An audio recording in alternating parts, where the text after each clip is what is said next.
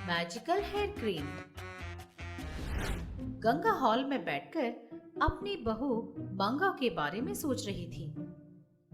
ये लड़की रोज कोई ना कोई नया बखेड़ा खड़ा कर देती है, पता नहीं कब सुधरेगी। इस तरह सोच रही थी कि मंगा वहां आकर, सासू माँ इतना क्या सोच रही हैं? किस बारे में? हाँ, और क्या, मेरे बारे में ही सोच रही होंगी कि कब मैं सुधरूंगी। लेकिन मैं सुधरने वाले में से नहीं हूँ। इस तरह मन ही मन मुस्कुराते हुए अपने सासू माँ के पास आती है। क्या बात है सासू माँ, इस तरह से सोच रही है जैसे कुछ बुरा हो गया हो? क्या हुआ सासू माँ? जो भी हुआ हो, तुझे इससे क्या? तुझे मैंने बाजार जाकर घर का राशन लाने को कहा था, लाई हो? हाँ सासू माँ, ले आई हूँ ना, रसोई घर में रख दिया है सारा सामान। इस तरह बोल रही थी कि अचानक मंगा का फोन बजने लगता है। देखकर, सासू माँ मेरी चाची का फोन है, उनसे बात करके अभी वापस आऊंगी। ऐसा बोलकर थोड़ी दूर जाकर फोन उठाती है। हाँ चाची, बोलिए। कल तेरी बहन को लड़के वाले देखने आ रहे हैं, तुझे जरूर आना है। अरे अभी आने की क्या जरूरत है, मैं सीधे शादी पर मिलती हूँ। अरे ऐसा क्यों बोल रही है, तुझे जरूर आना होगा। ऐसा बोलकर चाची फोन रख देती है। तुरंत वो अपनी सास के पास आकर बोली, सासू माँ, दरअसल वो कुछ बोलने ही वाली थी कि सासू माँ बोली, क्या बात है, तेरी चाची ने बुलाया है? अरे आपको कैसे पता चला सासू माँ? आपने बिल्कुल सही कहा। तेरी चाची वहाँ से बोल रही थी तो मुझे यहाँ सुनाई दे रहा था। कल बहन को लड़के वाले देखने आ रहे हैं, मैं सुबह जाकर शाम तक वापस आ जाऊंगी सासू माँ। इस तरह वो बड़े प्यार से पूछती है। ये देखकर गंगा दंग रह जाती है। बाप रे बाप, कितने इज्जत से पूछा है तूने। इस तरह पूछेगी तो मना कैसे करूंगी? वैसे भी मांगने में तो तुझसे बेहतर कोई और है ही नहीं। इस तरह बोलते ही मंगा दंग रह जाती है।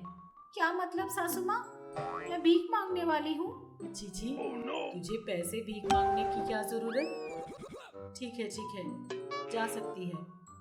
इस तरह बोलते हुए वहाँ से चली जाती है। उसके जाते ही मंगा धीरे धीरे मुस्कुराते हुए बोलती है, थैंक यू सासू माँ। इस तरह हंसते हुए वो आश्चर्यचकित होकर बोलती है, वैसे इन्होंने अभी मेरी तारीफ की है या मुझे डांटा? इनके बोलने का मतलब क्या है? कोई बात नहीं। इस तरह सोचकर वहाँ से चली जाती है। अगले दिन सुबह सुबह वो अपने चाची रमाकांतम के घर पहुँचती है। लड़के वालों के स्वागत की सारी तैयारियां हो चुकी थी। विजय नाम का लड़का लड़की को देखने के लिए आकर बैठ जाता है। उसके सामने ही लड़की के चेहरे पर पर्दा डालकर बिठाया जाता है। ये देखकर विजय बोलता है, अरे ये क्या, हम लड़की देखने आए हैं और आपने उस पर पर्दा डालकर रखा है, ऐसे हम लड़की को कैसे देख पाएंगे? बेटा, यही हमारी परंपरा है, शादी के बाद ही आप लड़की का चेहरा देख पाओगे। ये बात सुनकर मंगा दंग रह जाती है। अच्छा, ऐसी भी परंपरा है? मुझे तो नहीं पता चाची। ऐसी परंपरा है, तुझे नहीं पता? अगर शादी के बाद मैंने लड़की का चेहरा देखा और मैं डर गया तो? तब उसका पर्दा जिंदगी भर ऐसे ही कंटिन्यू कर लेना। ये बात सुनते ही विजय दंग रह जाता है। बिल्कुल नहीं, मैं अभी उस लड़की का चेहरा देखूंगा। अगर नहीं दिखाया तो मुझे ये शादी मंजूर नहीं, उसने कहा। लड़के को गुस्से में देखकर रमाकांतम कुछ कह नहीं पाई और चुपचाप अपनी बेटी के चेहरे से पर्दा हटाने लगी। रमाकांतम ने जैसे ही पर्दा हटाया, विजय देखकर दंग रह गया। माधवी के सर पर एक भी बाल नहीं था। ये देखकर मंगा भी दंग रह गई। अरे ये क्या, इस टकली लड़की को यहाँ दुल्हन के रूप में बिठा दिया। कहाँ है दुल्हन? बेटा, यही दुल्हन है। क्या ये? ऐसा बोलकर वो लड़का तुरंत गायब हो गया। ये देखकर वहाँ बैठे सब लोग दंग रह गए और माधवी रोते रोते, मैंने तो पहले ही कहा था कि मेरे सर पर एक भी बाल नहीं है, मुझसे शादी कौन करेगा? मुझे कोई शादी नहीं करनी। देखो अब क्या हो गया, इस तरह रोते रोते घर के अंदर चली जाती है और दरवाजा बंद कर लेती है। ये देखकर रमाकांत भी रोने लगती है। बड़ों ने कहा था कि 100 झूठ बोलकर भी एक शादी करा दो, लेकिन 100 झूठ बोलकर भी मैं अपनी बेटी की शादी नहीं करवा पा रही हूँ। हे भगवान, मेरी बेटी को इतनी बड़ी सजा क्यों दे रहे हो? इस तरह सोचते सोचते रोने लगी और वो भी वहां से चली गई। ये देखकर मंगा को भी बहुत दुख होता है। अरे, मैंने तो सोचा था सब कुछ खुशी खुशी हो जाएगा, लेकिन ये सब क्या हो गया?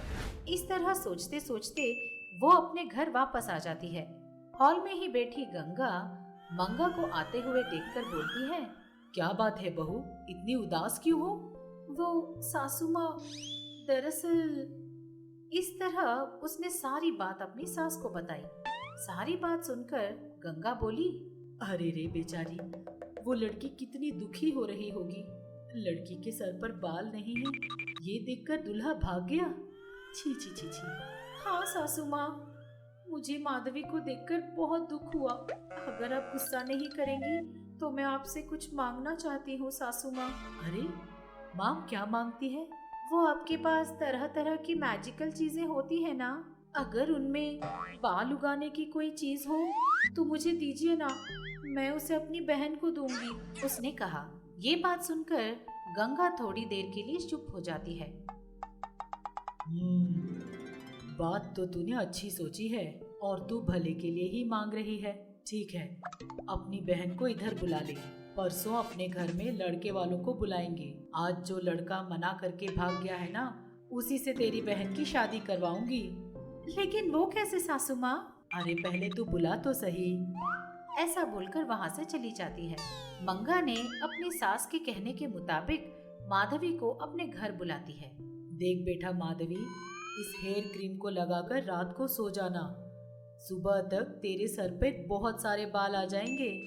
ये कैसे आंटी? बेटा, ये मैजिकल हेयर क्रीम है। इसे बस एक बार लगाते ही खूब सारे बाल आ जाते हैं। इस तरह बोलते हुए मैजिकल हेयर क्रीम देती है। मैजिकल हेयर क्रीम की बात सुनते ही दोनों बहनें दंग रह जाती हैं। माधवी उस हेयर क्रीम को लेकर सर पर लगाकर उस दिन रात वहीं सो जाती है। जब सुबह उठकर माधवी अपने आप को आईने में देखती है तो उसे अपने आँखों पर विश्वास नहीं होता। अब उसके सर पर बहुत सारे बाल उग गए थे। ये देखकर उसकी खुशी का ठिकाना ही नहीं रहा और वो खुशी खुशी गंगा के पास आकर बोली, बहुत बहुत शुक्रिया आंटी, बहुत बहुत शुक्रिया। कोई बात नहीं बेटी, उस दिन जो लड़का तुझे देखने आया था वो आज फिर से आ रहा है। जाकर तैयार हो जा। उसने कहा। माधवी वहाँ से चली गई। विजय फिर से लड़की को देखने के लिए वापस आता है। हॉल में बैठाकर विजय से गंगा बातें कर रही थी। बेटी मंगा, जा माधवी को ले आ। उसने कहा। मंगा जाकर माधवी को लेकर विजय के सामने बिठाती है। विजय माधवी को देखते ही पसंद कर लेता है। मैं शादी को तैयार हूँ, तुरंत हमारी शादी करवा दीजिए। उसने कहा। ये बात सुनकर सब लोग बहुत खुश हो गए, लेकिन अचानक माधवी उठ खड़ी हो गई और बोली, मुझे ये शादी मंजूर नहीं। ये बात सुनकर वहाँ बैठे सब लोग दंग रह गए। अरे ये क्या बोल रही है? एक मिनट दीदी। ऐसा बोलकर माधवी विजय के पास पहुँचती है। मुझे ध्यान से देखो, तुमने मुझे पहले कहीं देखा है? थोड़ी देर विजय उसे ध्यान से देखकर दंग रह जाता है और बोलता है, हाँ तुम, ये सब क्या हो रहा है? विग लगाकर लड़की को दूसरे घर में बिठा दोगे तो मैं शादी कर लूंगा क्या? ये विग नहीं है, ये ओरिजिनल बाल है, ओरिजिनल। वैसे भी तुम क्या मुझसे शादी करोगे? मैं ही तुमसे शादी नहीं करूंगी। यहाँ जिंदगी का कोई ठिकाना नहीं है और तुम आफ्टर ऑल थोड़े से बालों के लिए मुझे छोड़कर गायब हो गए। एक बात बताऊं तुम्हें, किसी भी व्यक्ति में उसकी खूबसूरती नहीं देखनी चाहिए, उसका मन देखना चाहिए और उस मन को देखने का मन तुझ में नहीं है। चल निकल यहाँ से। जो लड़का मुझे मेरा मन देखकर पसंद करेगा, मैं उसी लड़के से शादी करूंगी। ऐसा बोलकर विजय को वहाँ से भगा देती है। माधवी की बातें सुनकर सास बहू दोनों दंग रह जाते हैं। गंगा खुशी खुशी माधवी के पास पहुंचकर उसका पीठ थपथपा के बोलती है। तूने जो भी किया सही किया बेटी, ऑल द बेस्ट। इस तरह बोलती है।